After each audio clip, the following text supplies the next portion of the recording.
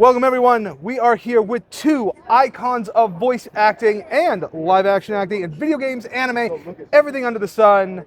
We have Darren Norris and Susanne Blakeslee, best known as their roles in Fairly OddParents, Cosmo and Wanda, one of the most iconic couples of all time.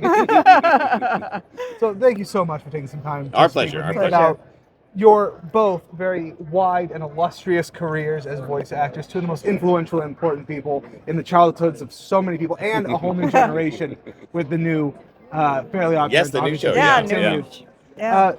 So my first question for both of you is, I talked to Butch earlier this weekend, and he said that, you know, the first 10 episodes were pretty much just him and a small team. Right. What was it like making those first few episodes before it's picked up as its own series? It was just loads of fun. First, it was Oh Yeah cartoons, Right. and then we got picked up for like 6 or something like that. Yeah. And it was just immediately when I met this guy, I fell in love with him, as did the It's character. true. How can It's you not? true. And what about you, Darren? Yeah, it was. We had no expectations of what the show would be. We just, it was a job, and the characters were fun. But some of them were very different. Like the dad in the original episodes was very much like Ward Cleaver. Well, all right, Timmy, if you think that's a good idea, And Cosmo was different too. So, but still, it was great fun. Yeah. Well, that's actually one of my questions is, why the change from, as you described them, a used car salesman to, wacky and high pitch? Yeah, that's a conscious choice on Butch's part and the production part, because they assumed, I think correctly, that character would not have a lot of legs. Whereas if we had a buffoon on the show and someone that you could bounce the funny, goofy stuff off of, that would probably have more legs to it. Yeah. And they turned out to be completely right. So. And Wanda was perfect. We went way right up. Well, that's one of those things with sitcoms. And, this show is really an animated sitcom. Yeah. Is people can't grow too much, or else the show ends. People's relationships can't be too perfect. And Cosmo and Wanda in those first few episodes, they are goals. They are the perfect couple. Yeah. So lovey-dovey with Wanda and vice versa. And it's just so interesting to see that switch for the sake of longevity. Right. Yeah. And to bring in the nemesis of, Wandissimo Magnifico. So good. So good. Yeah. And so Wanda obviously didn't change. Where do you draw your inspiration for your voice as Wanda? Because both of you are very different from your natural voice. What I've said before, absolutely true. Carol Burnett and Joanne Worley. She was on. Two subtle performers. Yeah, she still does that. She does. She still does she that. Does. Yeah. But those are my goalposts there. It's a great goalpost. Thank you. And so, what's it been like playing? I mean, you just in this one show, you play 3 different married couples. So, what's it like for going on 25 years now? Right, but who's counting? Again, that's a conscious choice on Butch's part. Yeah. He wanted actors that could play the godparents and the parents. Yeah. And again, I think that was really smart. It was a really good move. And it keeps us on our toes during the recording sessions too. Yeah. And it's just so much more fun. So absolutely, yeah.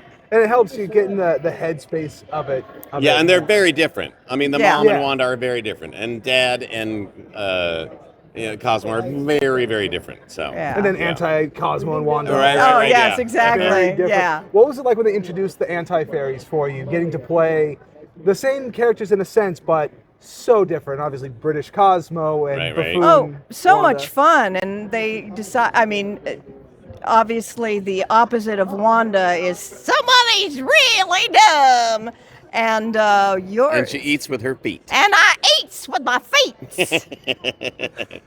And I think we just sort of hit on it. I said, "What do you want to do, anti-Cosmo? Let's try erudite and smart and all." They went, "Yeah, let's do that." So, and away we went. So yes. I mean, there's so many great characters. Obviously, you were also in Big Time Rush, and classified as Gordy. I actually did not make that connection until years later. Oh, okay. When you're a kid, you separate animation from, because you want animation. That's to right. feel This is this and this is that. Yeah. And you grow up and you realize, oh my gosh, these people, they voice every part of my childhood. I mean, I don't think there's a show on here I didn't watch as a kid. Oh, that's great. And it's, you know, oh, I just noticed you did a lot of Disney. I noticed. Yeah. Yeah. So, Madame Leota. Oh, yes. I just found this out today. Yeah, that's just in the Nightmare Before Christmas Haunted Mansion, but it's so much fun to play her. Which is the best version of Haunted Mansion. Thank you. So how did that conversation go? Well, it's the same actress who did Maleficent and Lady Tremaine in Cinderella. So they knew I voiced those two, so I was just the natural one. I'm guessing that's Kingdom Hearts from the animation style?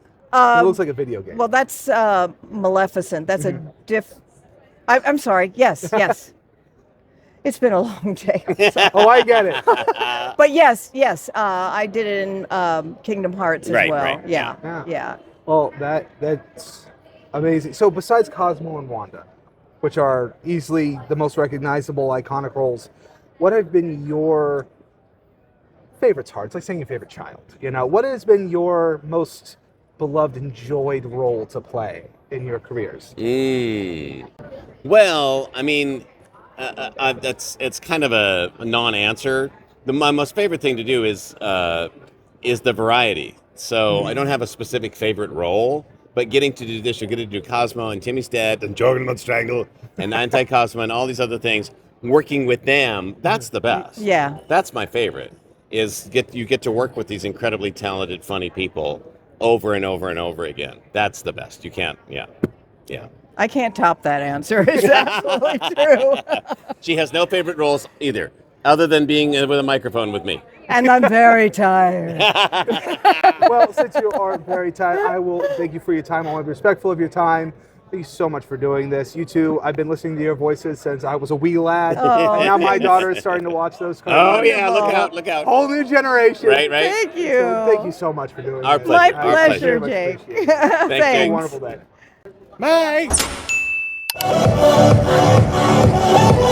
Bye.